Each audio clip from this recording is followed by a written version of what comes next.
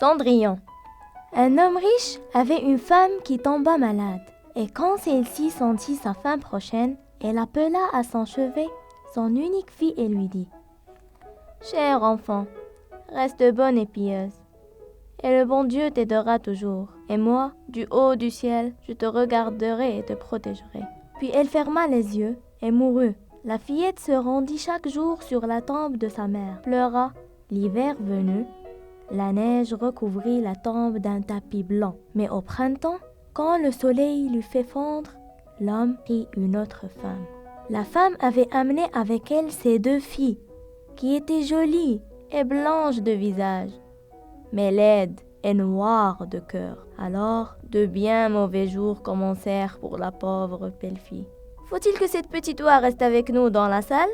dirent-elles. « Qui veut manger du pain doit le gagner. Allez, oust, Suyan !» Elles lui enlevèrent ses beaux habits, la vêtirent d'un vieux tablier gris et lui donnèrent des sabots de bois. « Voyez un peu la fière princesse, comme elle est accoutrée !» s'écrièrent-elles en riant, et elles la conduisirent à la cuisine. Alors il lui fallut faire, du matin au soir, de durs travaux. Se lever bien avant le jour, porter de l'eau, allumer le feu, faire la cuisine et la lessive. En outre, les deux sœurs lui faisaient toutes les misères imaginables, se moquaient d'elle, lui renversaient les pois et les lentilles dans la cendre, de sorte qu'elle devait recommencer à les trier. Le soir, lorsqu'elle était épuisée de travail, elle ne se couchait pas dans un lit, mais devait s'étendre près du foyer dans les cendres. Et parce que cela lui donnait toujours un air poussiéreux et sale, elle l'appelèrent Cendrillon. Il arriva que le père voulut un jour se rendre à la foire. Il demanda à ses deux belles-filles ce qu'il devait leur apporter. « De beaux habits, dit l'une. « Des perles et des pierres précieuses, dit la seconde. « Et toi, Cendrillon, demanda-t-il, que veux-tu, père ? Le premier rameau qui heurtera votre chapeau sur le chemin du retour, cueillez-le pour moi. » Il acheta donc de beaux habits, des perles et des pierres précieuses pour les deux sœurs. Et, sur le chemin du retour, en traversant à cheval un vert bosquet, une branche de noisetier l'effleura et fit tomber son chapeau. Alors, il cueillit le rameau et l'emporta.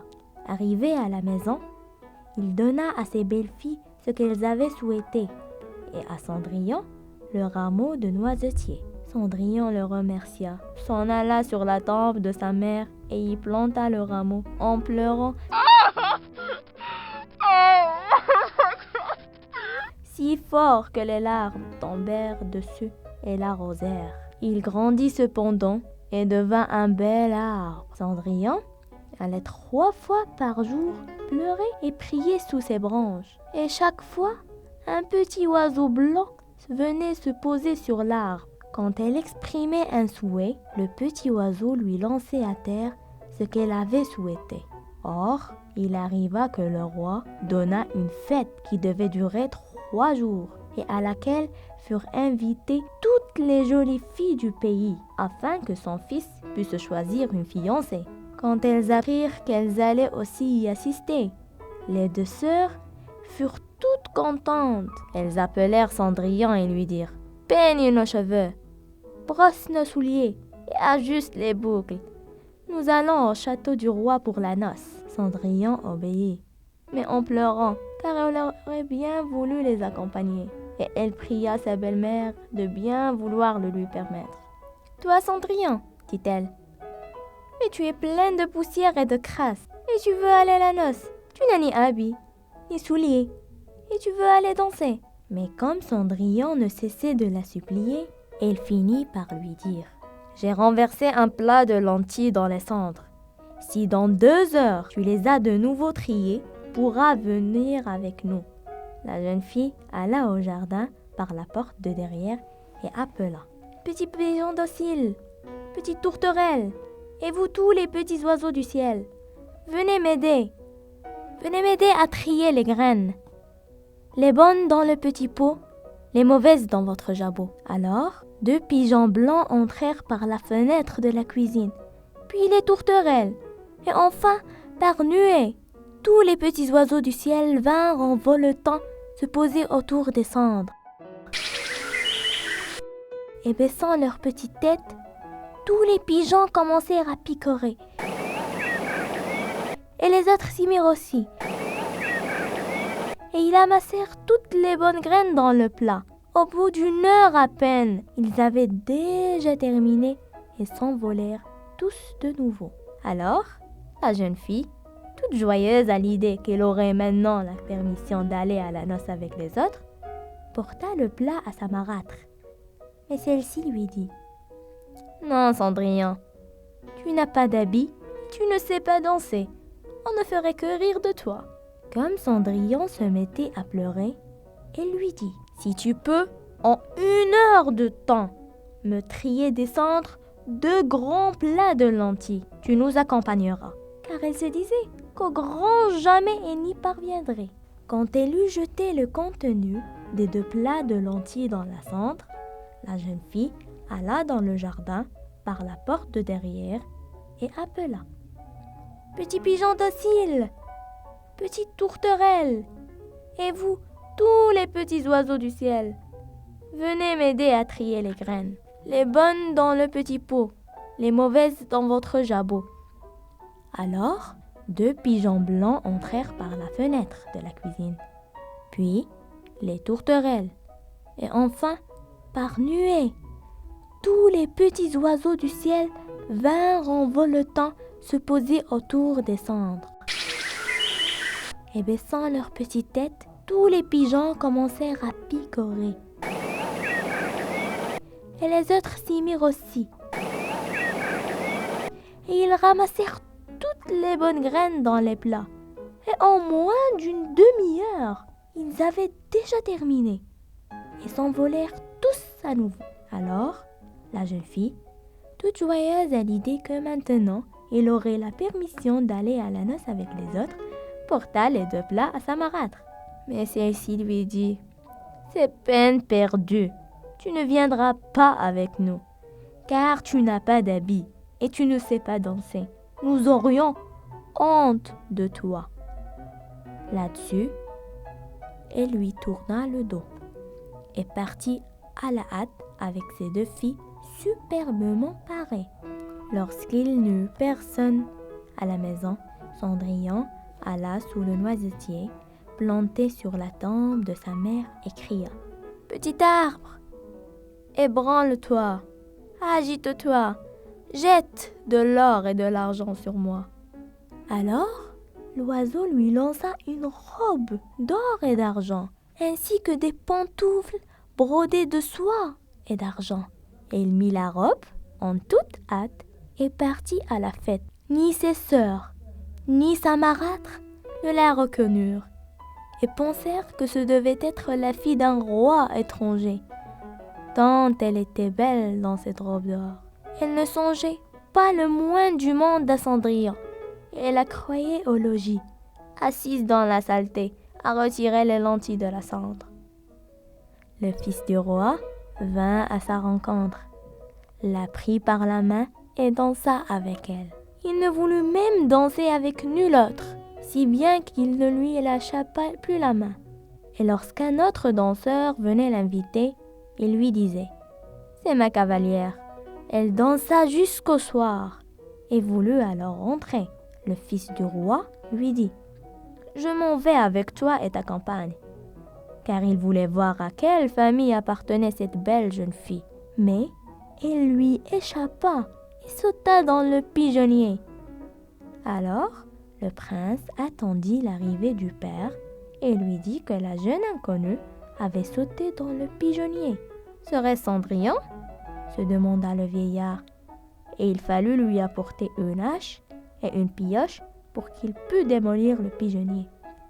Mais il n'y avait personne dedans, et lorsqu'ils entrèrent dans la maison, Cendrillon était couché dans la cendre avec ses vêtements sales, et une petite lampe à huile brûlait faiblement dans la cheminée, car Cendrillon avait prestement sauté du pigeonnier par derrière et couru jusqu'au noisetier. Là, elle avait retiré ses beaux habits, les avait posés sur la tombe, et l'oiseau les avait remportés. Puis, Elle était allée avec son vilain tablier gris se mettre dans le centre de la cuisine. Le jour suivant, comme la fête recommençait et que ses parents et ses sœurs étaient de nouveau partis, Cendrillon alla sous le noisetier et dit « Petit arbre, ébranle-toi, agite-toi, jette de l'or et de l'argent sur moi. » Alors, l'oiseau lui lança une robe encore plus splendide que celle de la veille. Et quand elle parut à la fête dans cette toilette, tous furent frappés de sa beauté. Le fils du roi, qui avait attendu sa venue, la prit aussitôt par la main et ne dansa qu'avec elle. Quand d'autres venaient l'inviter, il leur disait « C'est ma cavalière. » Le soir venu, elle voulut partir. Et le fils du roi la suivit pour voir dans quelle maison elle entrait. Mais elle lui échappa et sauta dans le jardin derrière sa maison. Il y avait là un grand et bel arbre qui portait les poires les plus exquises. Elle grimpa entre ses branches aussi agilement qu'un écureuil, et le prince ne sut pas où elle était passée. Cependant, il attendit l'arrivée du père et lui dit « La jeune fille inconnue m'a échappé, et je crois qu'elle a sauté sur le poirier. » « Serait-ce Cendrillon ?» pensa le père qui envoya chercher la hache et abattit l'arbre. Mais il n'y avait personne dessus. Et quand ils entrèrent dans la cuisine, Cendrillon était couchée dans la cendre.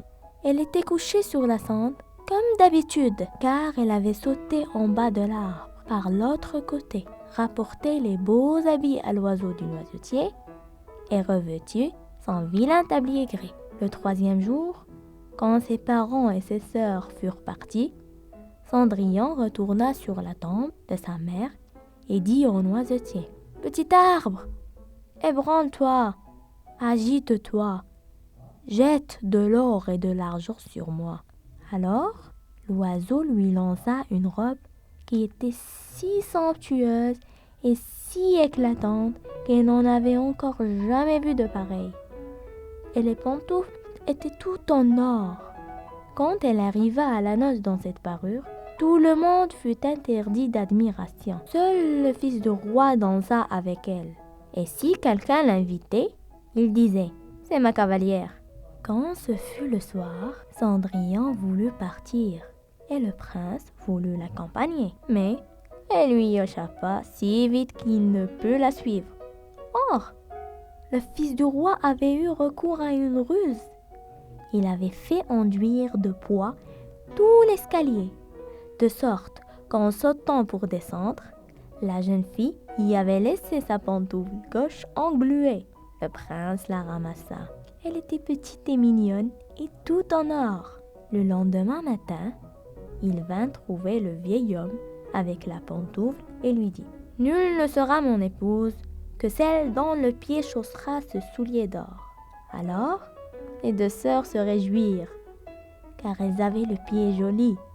L'aînée alla dans sa chambre pour essayer le soulier en compagnie de sa mère. Mais elle ne put y faire entrer le gros ortel, car la chaussure était trop petite pour elle. Alors, sa mère lui tendit un couteau en lui disant « Coupe-toi ce doigt. Quand tu seras reine, tu n'auras plus besoin d'aller à pied. » Alors, la jeune fille se coupa l'ortel, fit entrer de force son pied dans le soulier et, contenant sa douleur, s'en alla trouver le fils du roi. Il la prit pour fiancée, la mit sur son cheval et partit avec elle. Mais il leur fallut passer devant la tombe et deux petits pigeons s'y trouvaient, perchés sur le noisetier, et ils crièrent « Rocoucou, rocoucou, et voyez là, dans la pantoufle du sang il y a. » Bien trop petit était le soulier. Encore logit la vraie fiancée. Alors il regarda le pied et vit que le sang en coulait. Il fit faire demi-tour à son cheval, ramena la fausse fiancée chez elle, dit que ce n'était pas la véritable jeune fille et que l'autre sœur devait essayer le soulier. Celle-ci alla dans sa chambre, fit entrer l'ortel, mais son talon était trop grand. Alors, Sa mère lui tendit un couteau en disant « Coupe-toi un bout de talon. Quand tu seras reine, tu n'auras plus besoin d'aller à pied. » La jeune fille se coupa un bout de talon, fit entrer de force son pied dans le soulier et, contenant sa douleur, s'en alla trouver le fils du roi. Il la prit alors pour fiancée, la mit sur son cheval et partit avec elle. Quand ils passèrent devant le noisetier, les deux petits pigeons s'y trouvaient perchés et crièrent « Roucoucou, roucoucou, et voyez là, dans la pantoufle, du sang il y a. » Bien trop petit était le soulier. Encore logit la vraie fiancée. Le prince regarda le pied et vit que le sang coulait de la chaussure et teintait tout de rouge les bas blancs. Alors, il fit faire demi-tour à son cheval et ramena la fausse fiancée chez elle. « Ce n'est toujours pas la bonne, dit-il. N'avez-vous point d'autre fille ?»« Non, dit le père. Il n'y a plus que la fille de ma défunte femme, une misérable, Cendrillon, malpropre. C'est impossible qu'elle soit la fiancée que vous cherchez. » Le fils du roi dit qu'il fallait la faire venir. Mais la mère répondit « Oh non, la pauvre est bien trop sale pour se montrer. » Mais il y tenait absolument et on dut appeler Cendrillon. Alors, elle se lava d'abord les mains et le visage, puis elle vint s'incliner devant le fils du roi, qui lui tendit le soulier d'or. Elle s'assit sur un escabeau, retira son pied du lourd sabot de bois et le mit dans la pantoufle, qui lui allait comme un gant. Et quand elle se redressa et que le fils du roi vit sa figure, il reconnut la belle jeune fille avec laquelle il avait dansé et s'écria « Voilà la vraie fiancée !» La belle-mère et les deux sœurs furent prises de peur et devinrent blêmes de rage.